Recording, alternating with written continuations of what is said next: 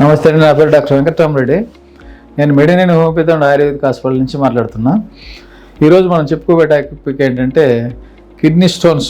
దాన్నే renal stones అని కూడా అంటాము. ఇది బయలేటరల్, అంటే మనకు 2 కిడ్నీలు ఉంటాయి కాబట్టి ఈ 2కి రావచ్చు లేదా ఒక సైడే రావచ్చు. ఇది మనకు దీనికి ఒక సర్టన్ ఏజ్ అంటూ కూడా ఏమీ లేదు. చిన్నపిల్లలు 10 సంవత్సరాల పిల్లలు మొదలుకొని 70-80 ఏళ్ళ వయసు వరకు కూడా ఇవి వచ్చే అవకాశం ఉంటుంది. ఇవి ఎందుకు వస్తున్నాయి అనేది మెయిన్ మనకు ఒక రీజన్ చూసుకుంటే, మనము సరిగా వాటర్ తీసుకోకపోవడం అనేది మెయిన్ రీజన్ ఒకటి కనపడుతుంది.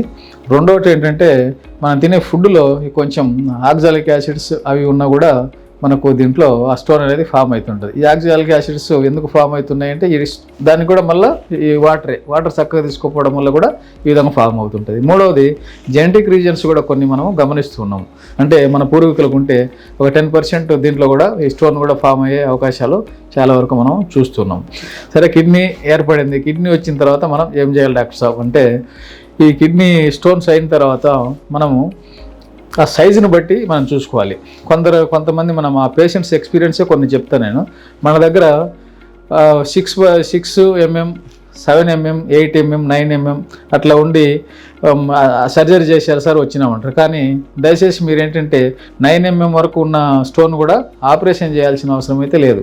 ఇది ఆపరేషన్ కాదండి, సింపుల్ టెక్నిక్ అని చెప్పి మనకు ఈ యూరాలజిస్టులు చెప్పేది. ఆ పైపు మనం పెనిస్ ద్వారా, అంటే మూత్రం అయితే ఏదైతే పోస్తున్నామో ఆ మూత్ర నాళం ద్వారా ఒక పైపుని అనేది పంపించి అక్కడ పగలగొట్టి బయటికి తీస్తామంటారు. ఏదైనా అది కూడా కొంచెం పెయిన్ఫుల్గా ఉంటుంది. కాబట్టి ఈ 9 mm, 10 mm కూడా మనం చెప్తూ ఉంటాం బయటికి. అంటే మన మూత్రనాళం అనేది మనిషిని బట్టి ఒక 8 mm, 7 mm అనేది మనకు డయామీటర్ ఉంటుంది. అంతకన్నా ఎక్కువైతే ఈ స్టోన్ బయటికి రాదని మనం చెప్తూ ఉంటాం.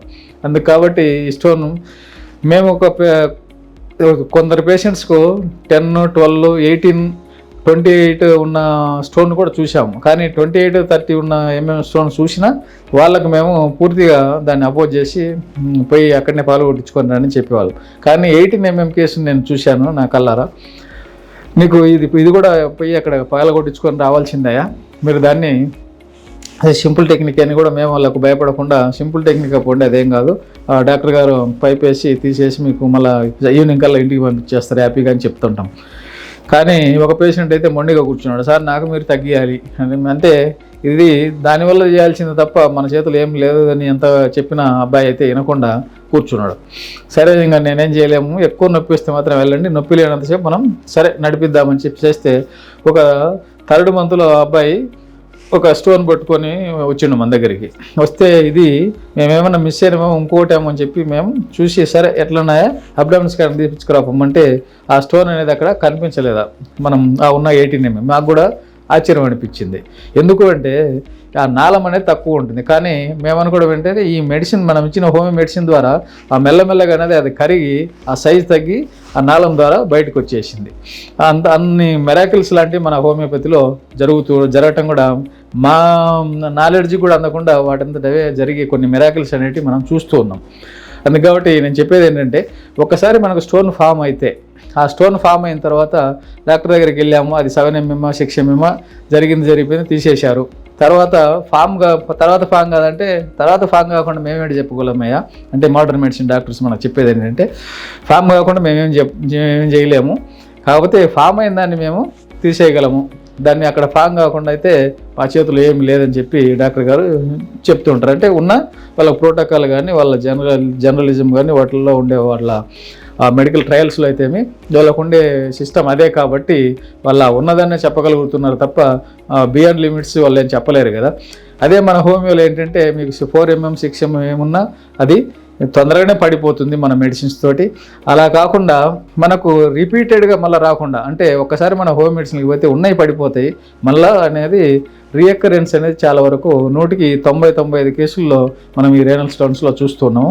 ఇవి అనేది మనకు ఫామ్ అయితే కావండి. ఇది మనం ఇంకోటి ఏంటంటే ఇది 100% సేఫ్ మెడిసిన్, సింపుల్గా ట్రీట్ చేసి పంపిస్తున్నాం. కాకపోతే కొత్తగా వచ్చిన పేషెంట్స్ ఏంటంటే భయపడుతూ వస్తారు, సార్ 2 సార్లు ఆపరేషన్ చేసుకున్నాం సార్, ఏమవుతుంది సార్, మళ్ళీ ఆపరేషన్ పోవాలి సార్ అంటే వాళ్ళ ధైర్యం చెప్పి వాళ్ళకు మైండ్ అనేది కొంచెం భయపడకుండా కొంచెం ట్యూన్ చేసి వాళ్ళను ఈ మెడికేషన్ ఇచ్చి పంపిస్తే 2-3 మంత్స్లో హ్యాపీగా మళ్ళీ అబ్డామిన్ స్కానింగ్ చేస్తే ఏ స్టోన్ లేదని ఎంత బాగున్నాయని చెప్పి వస్తారు. కానీ 2-3 మంత్స్ కాదని కొంచెం ఒక 1 year వరకు మన డాక్టర్ గారి సలహాలు తీసుకొని అలా కంటిన్యూగా వాడితే మళ్ళీ మనకు రీఅకరెన్స్ అనేది ఉండకుండా దీని నుంచి మిమ్మల్ని మేము బయటపడేయగలమని చెప్పి మనవి చేసుకుంటూ సెలవు తీసుకుంటున్నా. నమస్తే.